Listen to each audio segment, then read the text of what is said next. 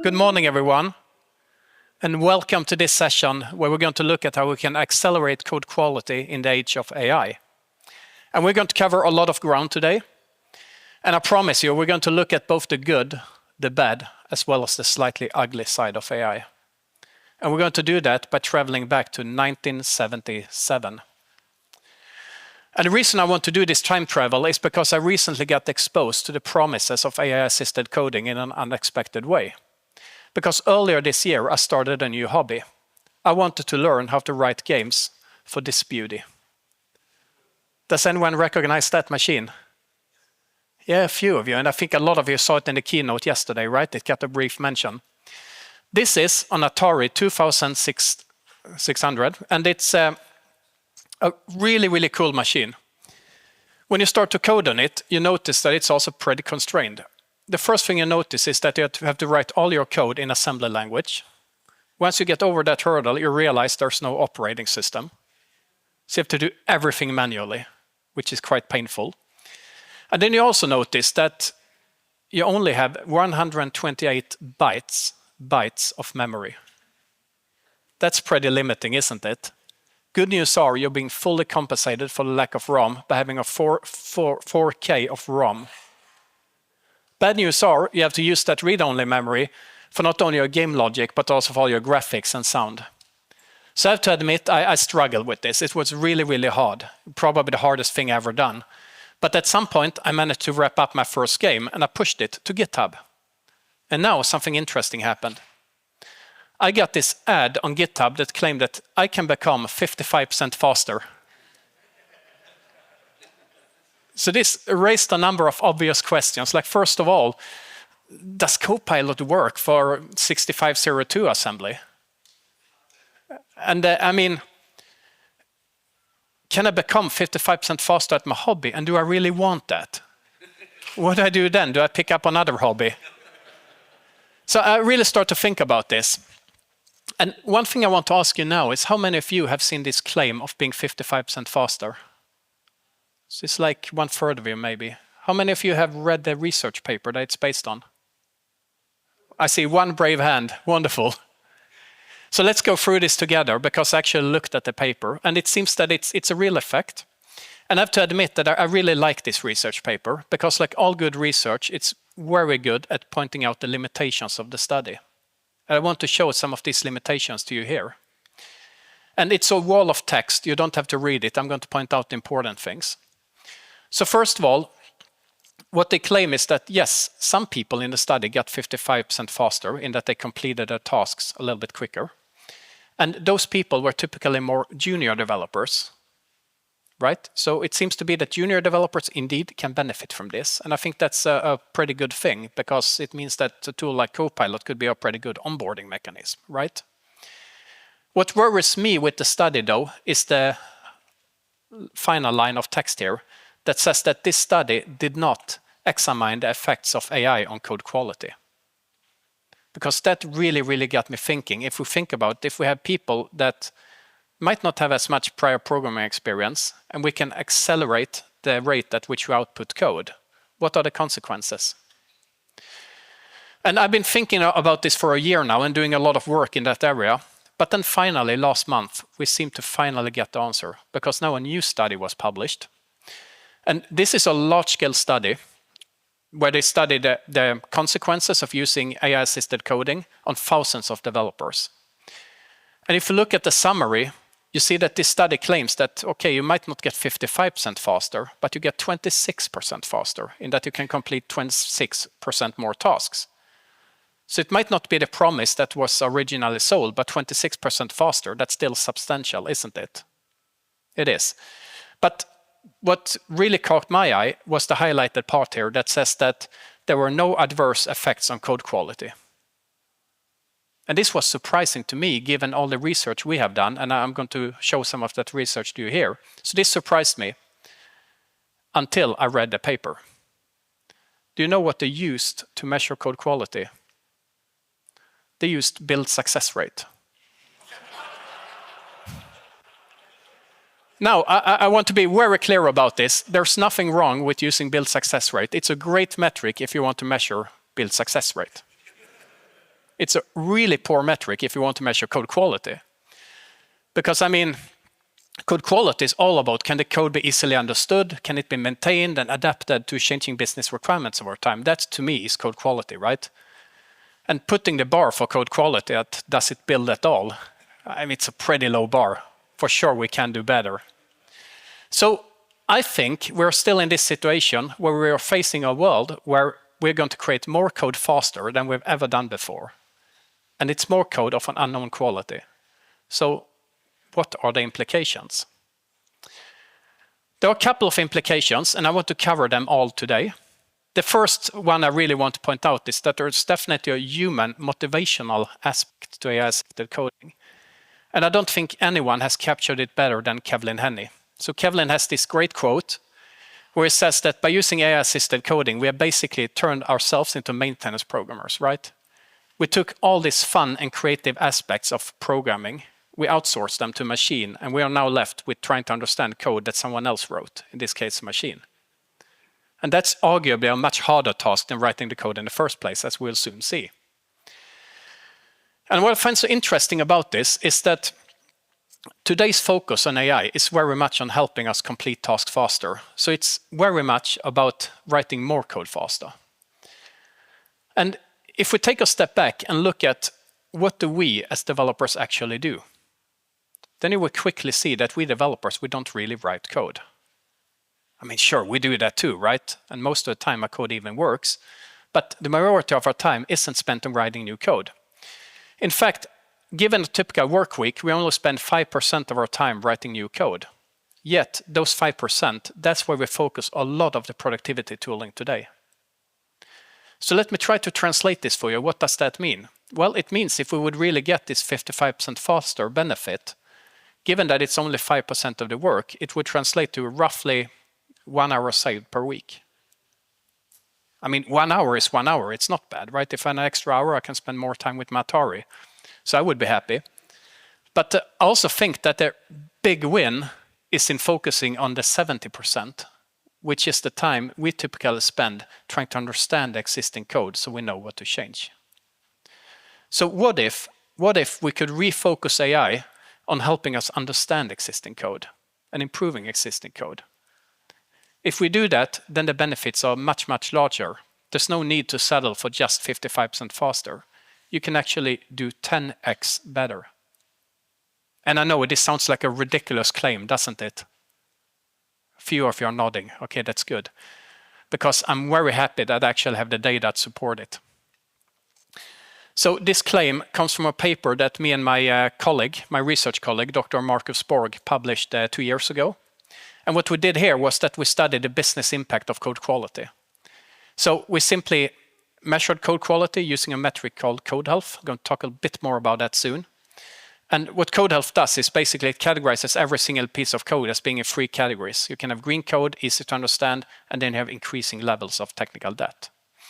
And what we did also was that we measured the task completion time. How long does it take you to change your piece of code to complete a task? And it turns out that if you have green code, you can be 10 times quicker than red code. Or put the other way, if you have red code that's high on technical debt, very complicated, you need 10 times longer. And this is important in an AI context because if AI accelerates the pace of coding, we definitely want to make sure that whatever it generates, it's green, right? If not, it's going to be really, really expensive. It's going to add to these 70% that we already spend.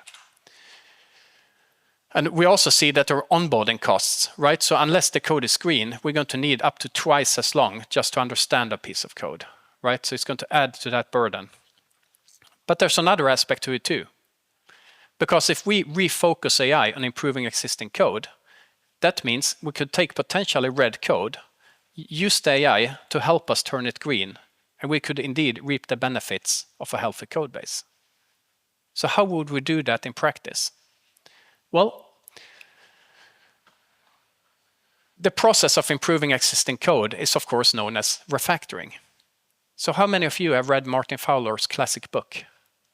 So it's like maybe 1/5 of the audience. Cool. So I think most of you have heard about refactoring, the process, right? And refactoring is very simple at the surface. It's basically just 2 rules. And you have those two rules here. So first of all, when we make a change to a code, it's not a refactoring unless we improve the design of it. And this is really, really fundamental, because what that means is that we need to have some kind of objective truth. Is this version of the code better than this one? And otherwise, it's not a refactoring. The second thing is that it's also not a refactoring unless we manage to preserve the behavior of the code. Because if we don't preserve the behavior of the code, then we have modified its behavior and it's a bug, right? So we don't want that either.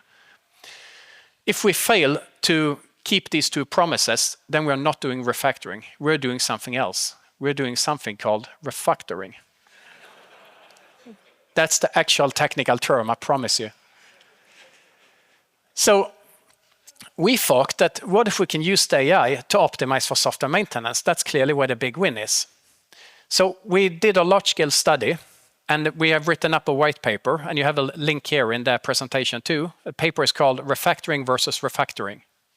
So it's a study of how well does AI do on software refactoring. And I'm going to walk you through the findings, but first, just so you know what you're looking at. What we used to do this study was the code health metric that I talked about before, that we know correlate with the business impact. Because we wanted to use that metric so that we can assess if the changed code was actually an improvement, if it was an objective improvement. So I'm going to walk you through high level how it works. So if you look at code quality, you will quickly see that there's never a single metric you can use, because it's such a multifaceted concept, right? So you need to use a set of metrics. And what you do when you calculate the code health or the code quality is that you simply take a piece of code or file, and then you scan it for a number of code smells, because it's much easier to detect poor code than to decide what's good. So good in this case is the absence of code smells. And the code smells you look for come in 3 different categories. You typically want to look at the design level issues, at the class level, at the file level. So that could be things like low cohesion. Anyone familiar with low cohesion, what that is? A couple of you, good. So low cohesion typically is, I try to explain it like this, that you have a module and you have stuffed too many business responsibilities into it, right? So now the code is hard to understand because you need to understand all these rules. It's also risky to change it, because the risk is you modify one behavior and you destroy something else in an unrelated part of the system. So low cohesion is a big barrier between us and understandable code. Then at the function level, you might look for things like copy-pasted code, overly complicated functions, and finally at the implementation level, you look for various complexity patterns. To give you one example, you look for things like deep nested logic. So that's when you have if statements inside if statements inside if statements, and then of course a loop around it for good measure. That type of code is known from research to be accountable for roughly 20% of all programmer mistakes, right? So you scan the code for factors like this and a bunch of others, and then you simply weight together whatever you found and categorize the code as being in one of these 3 categories. So that's what we use for the benchmarking study. So what did we find? Can an AI help us improve code? Let's look at the table with results. So the way you read this table is to the left, you have the AI models, the LLMs that we used in this study. So this is like almost a year ago that we did this. I'm going to talk a little bit about modern LLMs too. And what we found here is that if you look at the first column, valid code, that is, can the code compile at all? Is it valid syntax? And here we see that the AI does a splendid job. The AI seems to be really, really good at generating syntactically correct code. So that's reassuring. The first big drop-off happens in the next column that says code health improved. So this is the first criteria of a refactoring. Is there an objective improvement in the new version of the code? And you see here that in roughly like 1/3 of the cases, the AI fails to improve the code. It just writes the code in a different way. So it's doing a refactoring. And finally, in the third column where it says valid refactoring, what we did here was that we only used code that had a good unit test coverage. So we reran the tests. And if the test failed, we know that the AI had changed the behavior and introduced a bug. And here we see that in more than 2/3 of the cases, the AI fails to preserve the behavior of the code. So what does this mean? Well, it basically means that AI will always give you a response, but in 2/3 of the cases, that response is not what you want. It's going to make your code either worse or it's going to break it. Now imagine that you had a coworker that 60 to 80% of the time that when they worked with the code, they would break it. Would you be happy? My guess is that those people will quickly be asked to look for new challenges, promptly. But when it comes to machine, we somehow seem to accept this level of performance. However, there's another take on it too, because I happen to work with a team of optimists, so they thought that, hey, this is really, really good news. Because what this means, basically, is that if we could just find these 37% of correct refactorings and separate them out from the bad ones, then we could pay down like 1/3 of all the technical debt out there automatically. We can outsource that mundane, challenging, and boring task to an AI. So we decided to check, is that possible? Is it possible to separate the good refactorings from the bad? And we did an experiment and built the tooling around it. So I want to walk you through the high-level architecture of it so you can see what happens. So this is us as developers. We sit in our IDE, we write some code, and we might introduce some code smell. Now we can offer the opportunity to refactor that automatically. The way it works is that we take the code and we send it not directly to an LLM, but rather to something that we call a model selector. So what's the model selector? Well, it turned out when we did this large benchmarking study where we used more than 100,000 of AI-generated refactorings, we saw that there were some patterns to the data. So it's simply the case that some LLMs are better at certain languages, certain programming languages, certain code smells than others. So the model selector is a machine learning algorithm that's trained to choose the right LLM for the job. Now, so in this case, we might go to OpenAI and the LLM will respond. They always give us a response, right? No matter what. Now we know that there's a 2/3 probability that this refactoring is invalid. So what we do now is that we do some validation on top of it. We do some fact checking. So first of all, we check, is the code health improving? If not, then we discard the solution.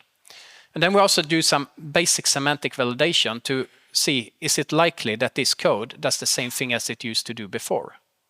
And again, if we find that it deviates, we discard the solution and we might go and try another LLM. And at some point, we're likely to get a good refactoring that passes the validation. And that means we can now go back to a user and present that, okay, here's refactoring that you can actually apply. So let me show you how this can look in practice. We're going to look at some actual code. And to do this, I wanted to pick up a real code base. So the code base I'm going to use for this demo is a large Java code base called Glovestone. So has anyone seen or worked with Glovestone before? Nothing. Cool. I got something new for you. So Glovestone, there's nothing special about it. The only reason I choose it was because I wanted to have a mainstream language. And Glovestone is a good example because, as you see here, it's a Minecraft server, a lightweight Minecraft server. That's the domain. And most of the code is healthy, but there are 2 pieces of code that really, really stand out that have red health, right? So what I want us to do is to dive into one of these overly complicated pieces of code and see what red code looks like. Here's an example.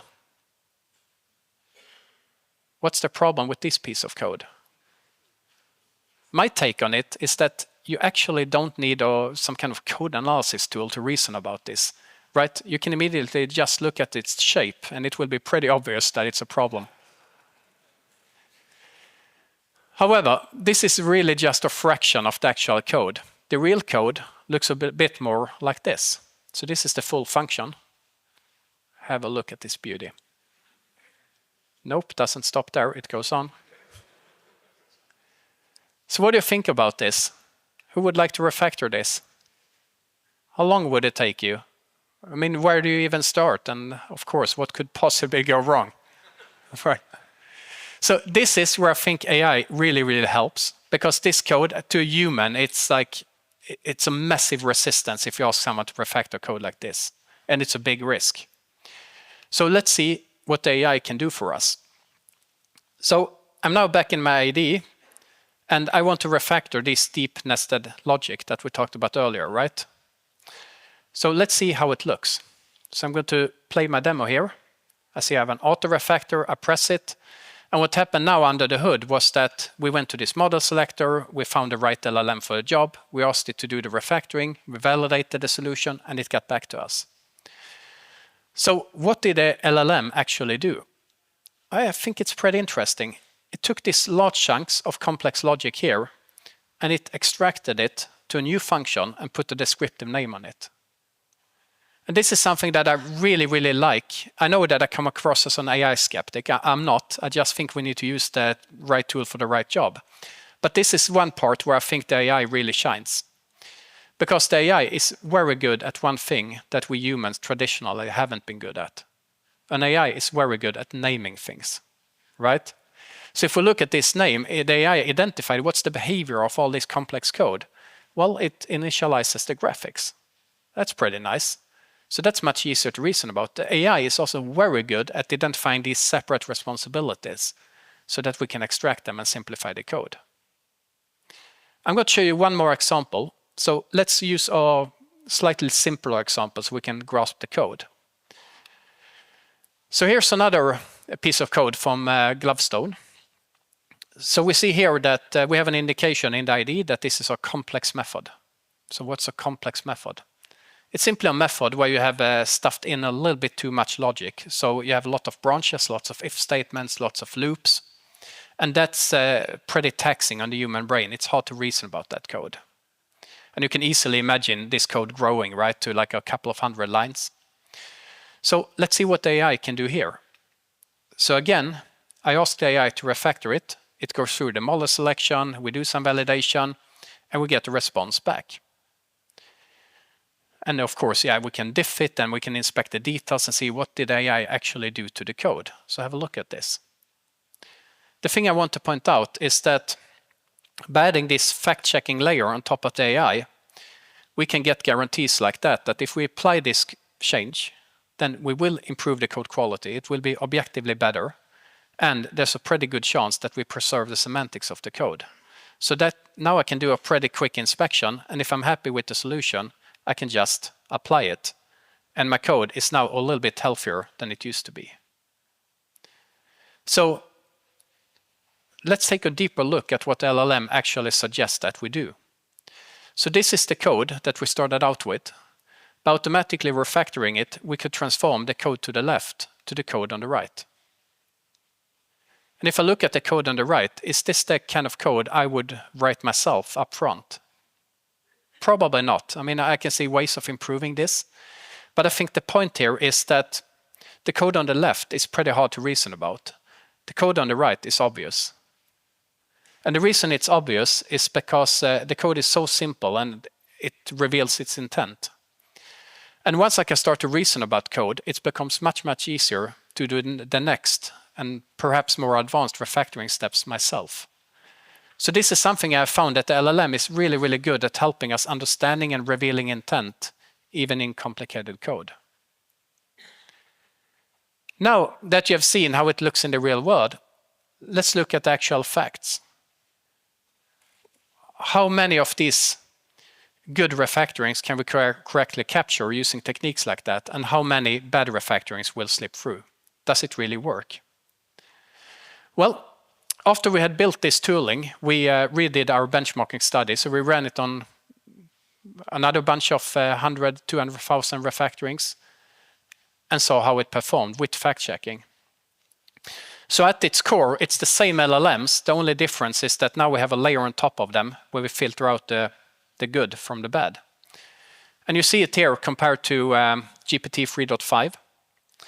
where we see that in best case scenario, GPT 3.5 could correctly fix 1/3 of the code smells, right? But we see once we add a fact-checking layer, we can elevate that to 97, 98% correctness.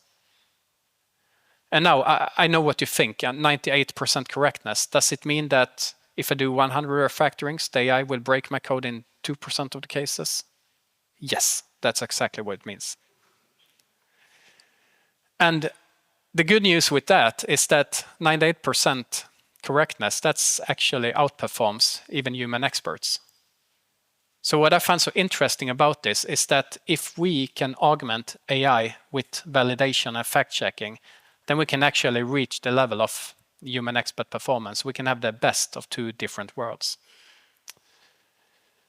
Now, after doing this study, I start to think a lot about this.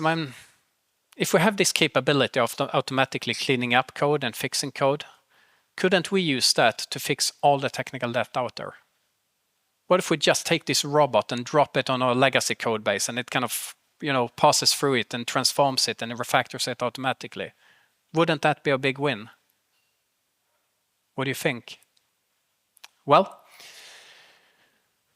my take is that we don't really want to do this in software. Even if it's technically possible, we don't want to do that. And the reason I wouldn't like to do that is because it's vital in software to balance long-term and short-term goals. So what do I mean by that? Well, let me tell you a story. So this is something I read about a couple of months ago. There's a professor, Klopfer, who did a very interesting experiment with his students. So these were computer science students, so not super experienced programmers, but doing a university degree. And Klopfer simply split his students into multiple groups. And then he gave them the same task, with the difference being that one of the groups, they were allowed to use ChatGPT for solving the problem. And the other group were prohibited from using any AI at all. They could only Google for the solutions, old school, right? Which group did you think completed the task the quickest? The ChatGPT group, the AI group, they won out. There was really no competition at all. They were so much quicker and their solution worked better. So all these promises of AI-assisted coding kind of seemed to just come true, right? They completely outperformed the people that couldn't use AI. But then Klopfer kind of flipped the task a little bit. And he said, okay, now you're all going to solve exactly the same problem as you just solved, but this time you're not allowed to use any AI at all. So the ChatGPT group now had to solve this from memory. And he remarked that surprisingly, none of the students could solve the problem from memory. Whereas for the group that had just used old school Google and had to study themselves, they performed much, much better and were actually to do the task again. And I find this absolutely fascinating. As some of you might know, I have my background in psychology. And as a psychologist, this is hardly surprising. It's very entertaining, but it's not surprising. And the reason for that is because to learn something, we need to engage actively with the subject under study. We need to internalize the content. And Klopfer's experiment kind of illustrates that task completion doesn't necessarily come with true learning nor understanding. And this, I think, is really, really important to consider when we use AI to clean up code and pay down technical debt. And one of the principles that I try to live with when building tooling or on top of AI is to value simplicity. So what do I mean by that? What I mean by that is that I think the biggest benefit in using AI for refactoring is to have it focus on minimal refactorings rather than large rewrites of the code. Because if we would constantly do the large rewrites of the code, then we end up putting ourselves in a constant onboarding mode, right? We always have to understand a changed context. I think it's a lot about this small stuff. Like, identify these complex business rules, put a name on it. That makes that code fit our head, so we can now start to reason about it and see deeper improvements ourselves. So minimalism is certainly valuable in an AI context, but I think there's more to it. Because in the coming decade, we will see a hybrid model where code is written by both humans and machines.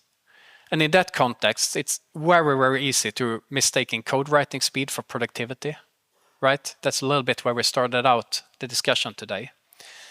And I think the challenge here is that acceleration just isn't useful if it's driving our project straight into this brick wall of technical debt, right? So instead, I see two things that we need to consider and two things we need to adapt to if we want to use AI successfully in software when writing code. And the first one is what I call a set of guardrails. So first of all, when adopting AI-assisted coding, I think it's really, really important to set realistic expectations. And I hope I managed to give you some ammunition for those conversations today. Right, so set realistic expectations. Typing just isn't the bottleneck in programming. Therefore, I would also recommend to make code quality a KPI. Because as we have seen, unless you manage to keep your code quality in check, the more code you generate, it's going to add a lot to your already big burden of understanding existing code. It might make you 10 times slower unless you're careful. So I think this is not a technical problem. I think that we need to have a code quality KPI at the business level. Code quality should be a business advantage. And finally, I think it's important that we acknowledge the rising importance of understanding code over merely writing it.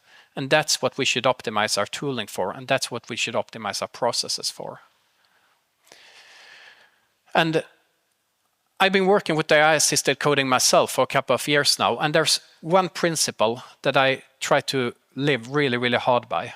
And that principle is that whatever you do, never ever accept AI-generated code that you don't fully understand. Because you're going to do your future self a disservice. So these are the guardrails that I try to adopt for AI-assisted coding. But I also think there's a lot of promise with AI-assisted coding. In particular, I think there's a lot of promise in helping us fixing all that technical debt that we normally don't have time for. So what I really suggest is that we try to refocus AI on helping us optimize for understanding. And as we have seen today, we can use AI to refactor code to focus on this big 70% of understanding existing code. And if we use fact-checking on top of the AI, we can elevate generative AI to a level where complex code can be mitigated in a safe and predictable way. And to me, that optimizes for understanding, which is the dominant human-intensive aspect of software, not just the narrow code of writing, not just the narrow task of writing new code in the first place. So I've come to the end of this presentation. I'm going to hang out for the rest of the day. I'd be super happy to discuss all of this. So please approach me if you want to talk code quality, AI, or Atari. I'd be happy to discuss all of it. And if you want to learn more about this, then you have the links to some of the research here, including the refactoring versus refactoring white paper. The QR code takes you to the slide where you have all the references.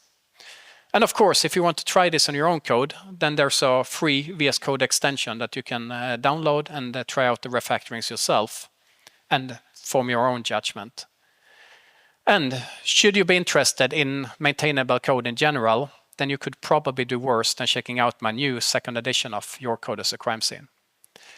And with that said, I want to thank you all for listening to me, and may the code be with you. Thank you.